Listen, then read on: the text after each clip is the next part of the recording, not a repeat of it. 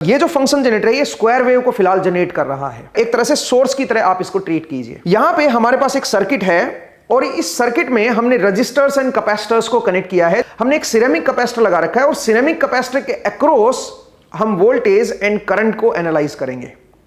Voltage and current की wave shape को analyse करने के लिए हमारे पास एक डीएसओ है।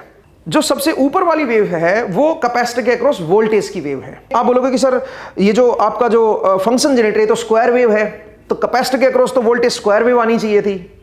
असल में जो फंक्शन जनरेटर की जो वेव निकल के आ रही है वो डायरेक्टली कैपेसिटर के अक्रॉस अप्लाइड नहीं है। जो टॉप वेव है ये कैपेसिटर के अक्रॉस अप्लाइड वोल्टेज है।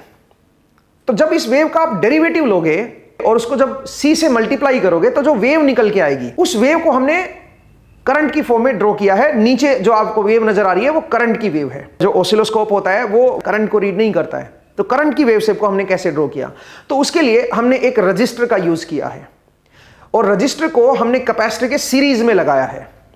तो जो करंट कैपेसिटर में फ्लो करेगा वही रजिस्टर में भी फ्लो करेगा।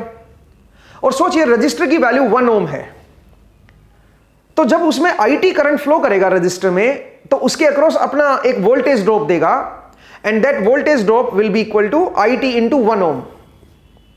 तो एक तरह से आप ये कह सकते हो कि जो वोल्टेज अक्रॉस द रजिस्टर आएगी वही करंट की वैल्यू होगी।